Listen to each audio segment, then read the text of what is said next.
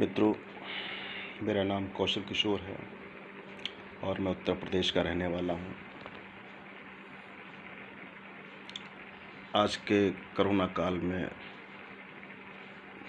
खाली समय बैठा था तो एक विचार आया और ये मेरे व्यक्तिगत विचार हैं और मेरे व्यक्तिगत विचारों से किसी का भला होता है, मेरे मित्रों का, मेरे अपनों का, समाज का। तो एक तरीके से देखा जाए कि मैं किसी न किसी रूप में अपने देश की सेवा कर ही रहा हूँ। ईश्वर के बारे में, धर्म के बारे में सभी लोग चर्चाएं करते हैं।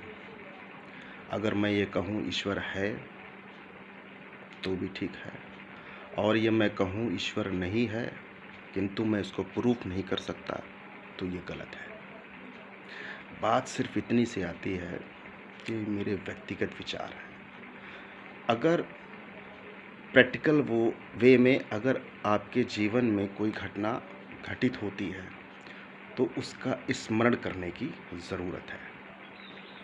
पिछले 23 साल में जो मैंने अपने जीवन में अनुभव किया है उसका सार, उसका निष्कर्ष मैं बता रहा हूँ। ये ज़रूरी नहीं ये घटनाएं सभी के साथ हुई हों, किंतु ये अनुभव की बात है कि आपने अपने जीवन से क्या सीखा और सीखने के बाद आप अपने परिवार को क्या देकर जाएंगे जो सदैव अमर रहे। मैं मंदिर भी गया, मंदिर में मैंने खूब स्मरण की, साधना की। जिस तरीके से जिसने जैसा बताया उस तरीके से मैंने सारे काम किए। ख़ास तौर से हमारी माँ का लगाव था।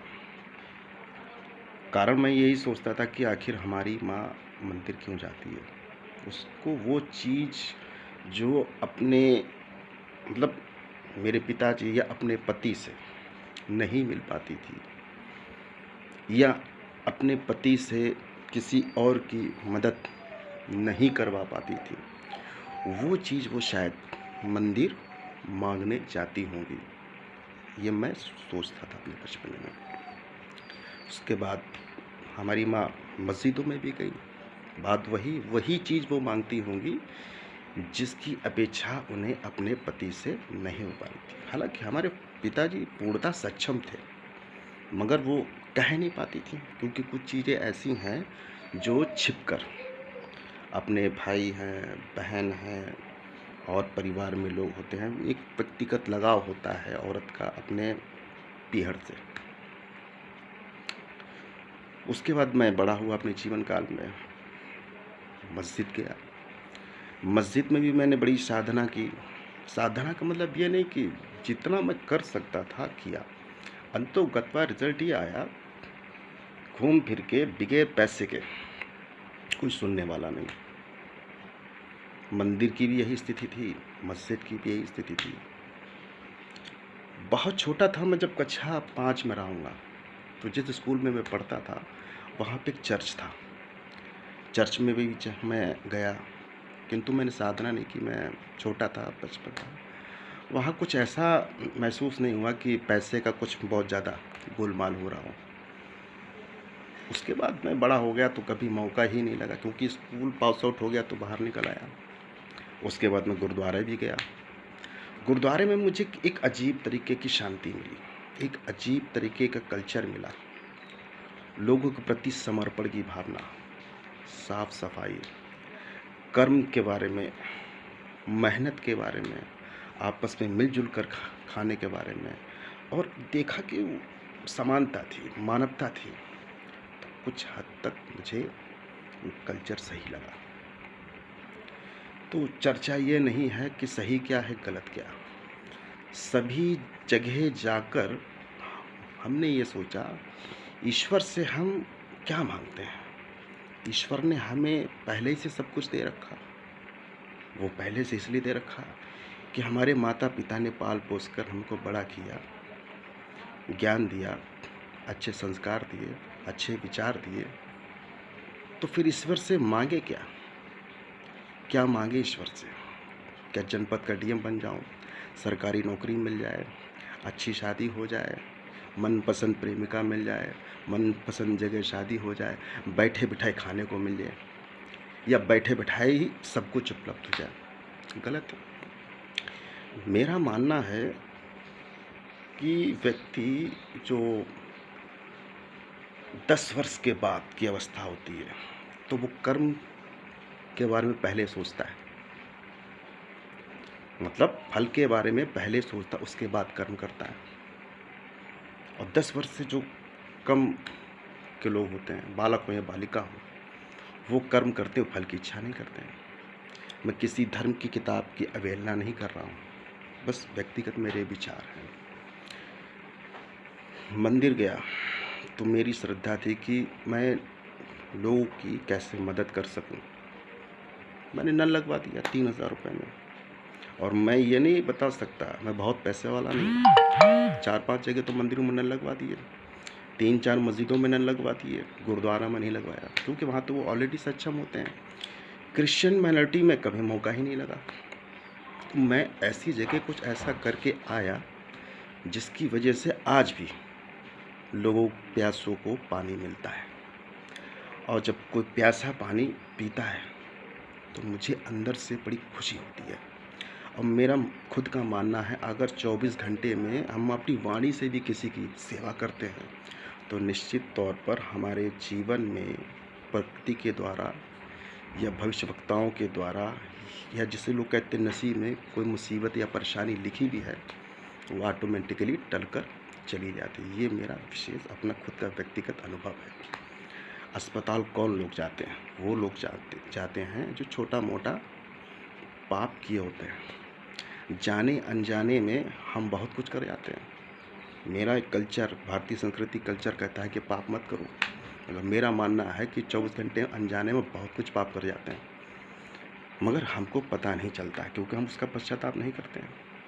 तो जानबूझकर पाप करना ये पाप है। अनजाने में यदि कोई आपसे पाप हो जाता है तो वो पाप नहीं है। मिसाल फॉर एग्जाम्पल, हम सांस ले रहे, बहुत कीटाणु मरते हैं।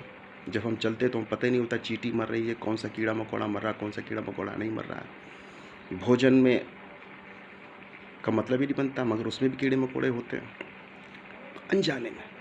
अनजाने में कर्म के द्वारा यदि कोई घटना घटित हो रही है तो वो पाप नहीं है। और जानबूझकर मोह माया में, लालच में किसी चीज़ के पीछे कर्म किया जाता है और उसकी मन की भावनाओं को ठेस पहुंचता है।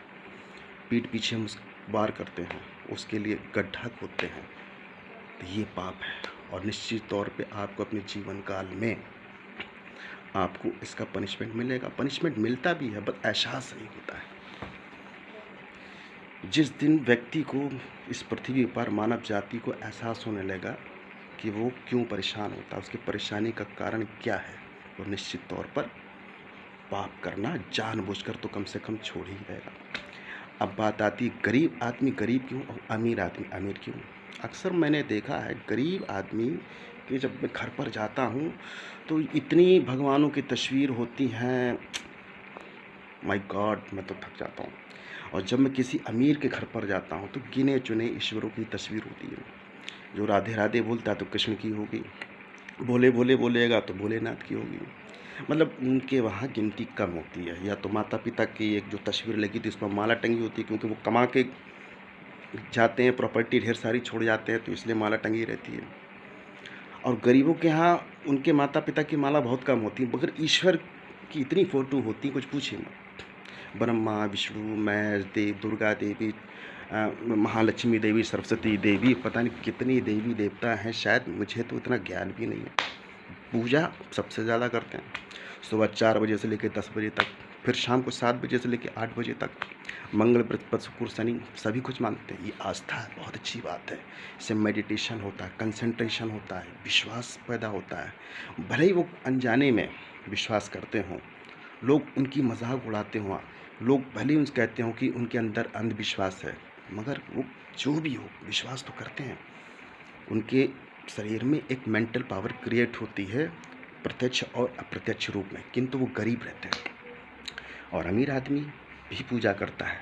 एक सेठ को देख लीजिए, वो 10 मिनट का टाइम निकालता है, ओम लक्ष्मी नमः, ओम लक्ष्मी, बस डेट्स ऑल। वो कर्म करता है और शाम तक 1-1.5 लाख रुपए पैदा करके चला जाता है, ब्याज सहित। और गरीब आदमी की स्थिति वही। तो मेरा मानना है कि आप पूजा करें तो किसी एक व्यक्ति की पूजा करें, तो ये स्वेच्छा से, बगैर किसी जोर दबाव के, जो ईश्वर आपको उचित लगे, अच्छा लगे, एक व्यक्ति को पकड़ लीजिए।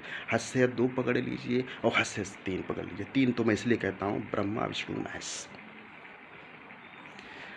अगर आप परेशान हैं और सच्चे मन से उनको पुकारते हैं तो डेफिनेटली निश्चित तौर पर आपको मदद मिलेगी। फॉर एग्ज़ाम्पल प्रैक्टिकल वे में आ जाएं, आपके घर में 3 पुत्र हैं या 3 पुत्रियां हैं और अचानक में कोई आपके साथ कोई घटना घटित हो रही हो, जैसे मोटरसाइकिल गिर गई है और तीनों को एक साथ आवाज़ दें, तो तीनों ही आपस में डिस्कस करने लगते हैं कि तुझे बुलाए पहले, तुझे पहले बुलाए, तुझे पहले, अरे तू बहुत प्यारा, तू बहुत प्यारा, हो गए ना आपस में। इस कंडीशन में वो तीनों ही डिस्कशन करने में रह जाते हैं और आपकी मदद नहीं हो पाती। वही ईश्वर के भी साथ है। आप तीनों के एक साथ पुकारेंगे, सबकी चरण वंदना करेंगे तो आपस में डिस्कशन होगा। किसी एक को आप पसंद करो, जैसे प्रेम आप किसी एक से करते हो, ठीक, ढेर सारी आप प्रेमिकाएं बना लेंगे तो उनके आपस में डिस्कशन हो लेगा। ना तो खुद खुश रह पाएंगे और ना वो आपसे खुश रह पाएंगे, तो किसी एक को। ये मेरा व्यक्तिगत विचार है, मेरे, मानो या ना मानो ये आपके ऊपर निर्भर करता है। अमीरों की बात, वो भी पूजा पाठ करते हैं, हर व्यक्ति का अपना अपना संस्कार है। मेरा मानना है कि ये दुनिया जो भी चल रही है एक शक्ति है, निश्चित तौर पे शक्ति है, जिसको हम देख नहीं सकते हैं मगर अनुभव होता है। जैसे मैं बोल रहा हूँ, ये शक्ति है। हवा चल रही, देख नहीं सकता है, एक शक्ति है। पृथ्वी है जिस पर सारी चीज़ें पैदा होती हैं, उपजाऊ, शक्ति है। सूर्य की किरणें से रोशनी होती, शक्ति है। चंद्रमा से शीतलता प्रदान होता है, शक्ति है। अग्नि से हम भोजन पकाते हैं, शक्ति है। क्योंकि ये चीज़ हमें कुछ दिखती भी हैं, कुछ महसूस भी होती हैं। तो ये सब चीज़ें जो है किसी के कंट्रोल में है। तो जाहिर सी बात है, कोई पावर है, कोई ईश्वर है जो इस सृष्टि को सब कुछ देख रहा है, संभाल रहा है। किंतु हमें भी ईश्वर ने भेजा है इस पृथ्वी पर कि हमने सब कुछ तुमको दे दिया, ज्ञान भी दे दिया, समाज भी दे दिया, अच्छा बुरा करने का फैसला तुम्हारे ऊपर छोड़ दिया और कर्म तुम्हें करना है। तो जैसे आप कर्म करोगे उसी तरीके से आपको फल मिलने वाला है। तो मेरा मित्रों, आपसे सिर्फ एक ही कहना है कि मन चंगा तो कटौती में गंगा। व्यक्ति जिस चीज़ के पीछे ज़्यादा भागता है वो चीज़ उससे और दूर चली जाती है, और जिस चीज़ के पीछे ना भागते हुए मन से स्मरण करता है तो वो अदृश्य शक्ति सदैव उसके पास रहती है। कभी आप आजमा के तो देखिए, आप किसी भी परेशानी में हो, आपके निश्चित तौर पर मदद होगी। बस एक बात ध्यान में रखिए, आपकी जेब में 1 रुपया हो तो भी आप मदद करने का विचार लाएं, और आपकी जेब में 10 करोड़ हो तब भी मदद करने के बारे में सोचें। अगर आप मदद करने के बारे में सोचते हैं, क्योंकि ईश्वर का भी तो वही नेचर, प्रकृति का तो वही नेचर है ना, मदद करने का। वो सबको संभालना, सबको कुछ ना कुछ किसी न किसी रूप में दे रहा है, ठीक, इसलिए वो भी खुश है। वही कल्चर आपको अपने ऊपर भी लागू करना है। किसी न किसी रूप में आपको मदद करना है, खुश रखना है। परिवार में है, पत्नी को खुश रखना है, बच्चों को खुश रखना है, बच्चों की फॉर्मेलिटीज़ को समझना, बच्चों की भावनाओं को समझना। मगर इसका मतलब ये नहीं सर पे बिठा लेना, किसी को ज़रूरत से ज़्यादा मदद भी नहीं करना है, बस भूखे को भोजन खिलाना है। ये डिसाइड आपको करना है कि सामने वाला व्यक्ति मदद के काबिल है या नहीं है। दोस्तों, शायद मैं कुछ गलत कह गया हूँ तो उसके लिए क्षमा प्रार्थी हूँ, क्योंकि ये टॉपिक ऐसा है कि इस टॉपिक पर बड़े बड़े विद्वान अगर रात भर भी बोलें, 3 दिन भी बोलें या महीना भर भी बोलें तो शायद ये टॉपिक कभी भी अपने आप में पूर्ण नहीं हो सकता। किंतु मैं एक बात निश्चित तौर पर कहना चाहूँगा, ईश्वर है, ईश्वर है, ईश्वर है। किंतु अंधविश्वास में ना पड़ें, प्रैक्टिकल वे में जाएं। जो सोच ईश्वर की है लोगों की मदद करने की, उस सोच को अगर आपने अपने ऊपर डेवलप कर लिया, अपने बच्चों के अंदर संस्कार में डाल दिया, तो निश्चित तौर पर इस दुनिया में आपसे बड़ा इंसान कोई नहीं होगा। उस पृथ्वी पर सबसे अधिक गौरवशाली व्यक्ति आप कहलाए, क्योंकि आपके अंदर संतोष की भावना जागृत हो चुकी है। और इससे ज़्यादा क्या कहूँ, क्योंकि मैं कोई बहुत अच्छा मोटिवेशनल स्पीकर नहीं हूँ। बस मेरे खुद के अपने व्यक्तिगत विचार हैं। अगर उचित लग रहा हो तो इसको शेयर कीजिए, और नहीं उचित लग रहा हो तो कोई बात नहीं। बस ये मेरे खुद के अपने व्यक्तिगत विचार हैं। धन्यवाद।